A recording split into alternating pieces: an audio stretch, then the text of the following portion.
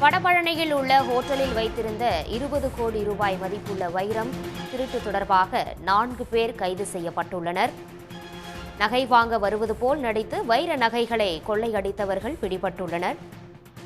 இது தொடர்பான முழு விவரங்களை எமது செய்தியாளர் கிருஷ்ணா வழங்க கேட்போம். கிருஷ்ணா, தொடர்பான முழு விவரம்.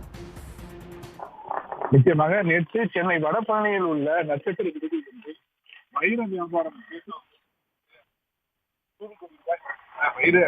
வைரங்களை தடுத்து திருடி சென்றதாக புகார் ஒன்று தெரிய வந்தது. குறிப்பாக அண்ணா நகரை சேர்ந்த சந்திரசேகர் என்ற வைர வியாபாரி 2 நாட்களுக்கு முன்பாக ஒரு தரகர் ஆரோக்கியராஜ் என்பவர் மூலமாக வைரங்களை உற்பத்தி இருக்கிறார். அவ்வாறு உற்பத்தின் போது அவருக்கு தெரிந்த ஒரு 4 பேர் கொண்ட கும்பல் வைரங்களை வாங்குவது போல் வீட்டிற்கு பேரம் பேசியிருக்கிறார்கள். இதனையடுத்து விலை இறுதியான பிறகு நேற்று வடபழனியில் உள்ள நட்சத்திர ஹோட்டலில் அந்த பணத்தை கைமாற்றி வைரங்களை மாற்ற வரும் பொழுது அண்ணா நகரை சேர்ந்த அந்த வைர வியாபாரி சந்திரசேகரை அடித்து கட்டி போட்டு அந்த வைரங்களை அந்த 4 பேர் கொண்ட கும்பல் திருடி சென்றார்கள். உடனடியாக அங்கிருக்கும் ஊழியர்கள் அந்த கட்டி போடப்பட்டிருந்த வைர வியாபாரியை மீட்டு இது தொடர்பாக வடபழனி போலீசாருக்கு புகார் அளிக்கப்பட்டு விசாரணை மேற்கொள்ளப்பட்டது.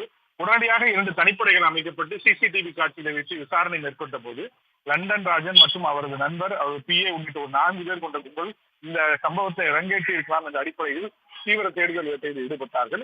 ஒரு தனிப்படையானது சிவகாசிக்கும் சென்றது. இதே நேரத்தில் சுங்கச்சாவடிகள் வழியாக அவர்கள் தப்பிச் செல்ல வாய்ப்பு இருப்பதாக கூறி அந்த வழியிலும் சோதனையை மேற்கொள்ள அந்தந்த மாவட்ட இந்த நிலையில் தான் தூத்துக்குடியில் புதிய கைது செய்திருக்கிறார்கள். விமானம் மூலம் உடனடியாக சென்னையிலிருந்து தனிப்படை விரைந்து அவர்களிடம் விசாரணை என்பது மேற்கொள்ளப்பட்டு அவர்களிருந்து வைரங்களை மீட்கும் நடவடிக்கை என்பது மேற்கொள்ளப்பட்டு வருகிறது. இன்னும் சற்று நேரத்தில் அந்த விமானத்தின் மூலமாகவே அந்த கைது செய்யப்பட்ட 4 பேரையும் சென்னை அழைத்து பிற விசாரணை மேற்கொள்ள போலீசார் திட்டமிட்டிருக்கின்றனர். உடனுக்குடன் செய்திகளை தெரிந்து கொள்ள சன் நியூஸ் பெல் ஐகானை கிளிக் பண்ணுங்க.